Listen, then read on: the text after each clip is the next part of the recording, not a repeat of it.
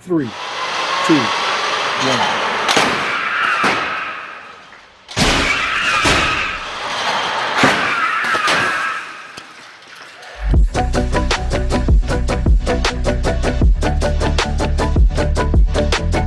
So we just finished the crash test.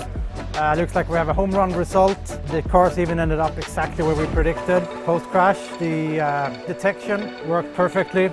We deployed the airbags exactly as we intended to, as we wanted to, and indeed as we predicted to. And I just had a look at the injury values recorded by the dummies, and they look beautiful.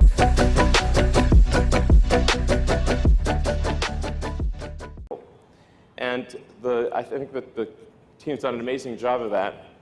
And then where this really shows up is in things like safety. So let's take a look at the safety video. So on the one hand, you've got a car that is one of the safest cars in the world, a Volvo S60.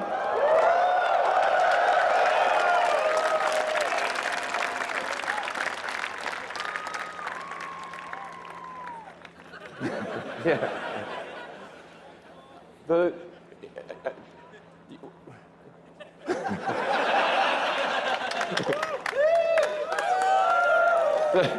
So there are a lot of cars that say they are 5-star, and they are sort of 5-star. That's not a scientific metric, but even though they are something like the Volvo, great car, by normal standards, very safe. The Volvo is arguably the second safest car in the world. But I think it is obvious which car you would prefer to be in an accident. So the first and foremost for the engineering of the car was safety. Before we get deep into Tesla, I want to just make a comment about two comments about, number one, how it's the safest car that's ever been built in the world. The safest car ever built in the world. And about a week ago, or 2 weeks ago, or 3 weeks ago, there was a man who took his wife and 2 children, 2 daughters, and drove it off a cliff 250 feet above the ground, and at 71 miles an hour. He was trying to commit suicide and murder at the same time. The car flies off the cliff and tumbles down to the bottom, and the roof on a Tesla is 30 or 40% stronger than any other roof, and the center of gravity is the middle of the car instead of the front of the car. And it rolls down to the bottom of the hill, and everyone's looking down, and then they lower people down, and they open the doors, and people just sitting there. They were fine. They were unscathed. But unbelievable that they got out and were able to. So unhurt. And so I told Elon he has to text about this and tell people that if they want to commit suicide, they should not be driving a Tesla. They should drive, a Bentley.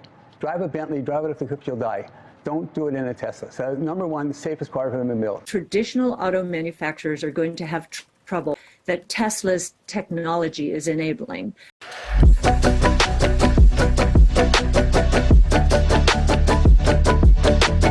Welcome to the Tesla Crash Lab.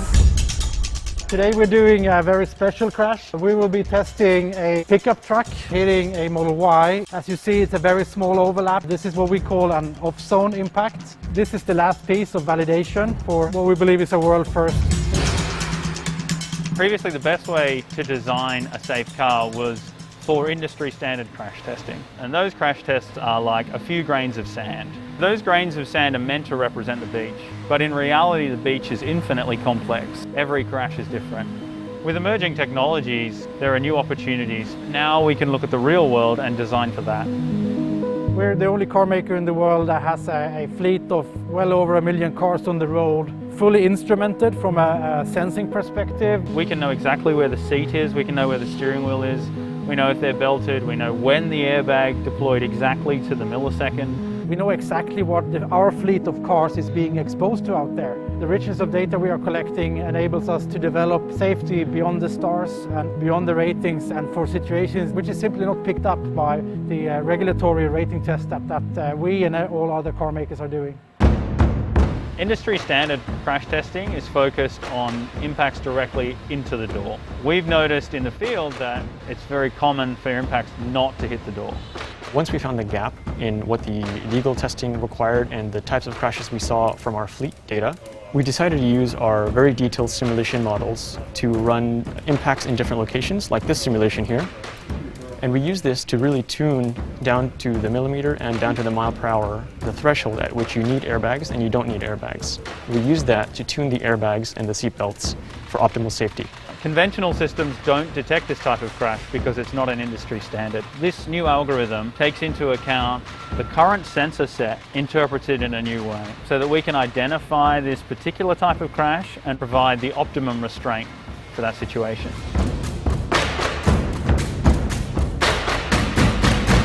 After we ran hundreds of simulations, it was time to test this in the real world. We have 17 high-speed cameras running at 1,000 frames per second, and camera data forms an integral part of the information that we collect in a big test like this. In the back of the vehicle, in preparation, we have our instrumentation rack, and it's got all the critical infrastructure to make sure we get all the data we need. So what will happen is that when this pickup truck impacts the Model Y, so within 10 milliseconds of impact, the system will have determined what type of impact this is. And then it will trigger the airbag system and the restraint system to respond in the best possible way. 3, 2, 1.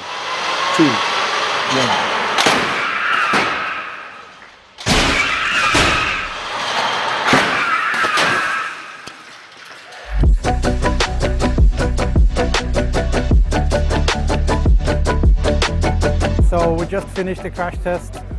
Looks like we have a home run result. The cars even ended up exactly where we predicted. Post-crash, the detection worked perfectly. We deployed the airbags exactly as we intended to, as we wanted to, and indeed as we predicted to. And I just had a look at the injury values recorded by the dummies, and they look beautiful. This feels awesome. This is history in the making, and this is really the end result of the entire chain of Tesla's strength in safety development, starting off with the field data, data analytics, lots of simulation, close cooperation between simulation engineers, design engineers, coming here to the lab, recreating this whole crash, performing it flawlessly, capturing the result. Now we have some post-processing to do to validate everything, but once that's done, this is in the pipeline for over-the-air updates to the fleet, improving the cars. We have more data now than we've ever had before. We can understand real exposure, and then we can design our vehicles for that exposure. We think over time this will change how you design for vehicle safety. It's all based on knowledge. I think this is just the beginning of a journey for us. The reasoning we're doing this is simple. It's because A, we have the ability, and B, it's because it's the right thing to do.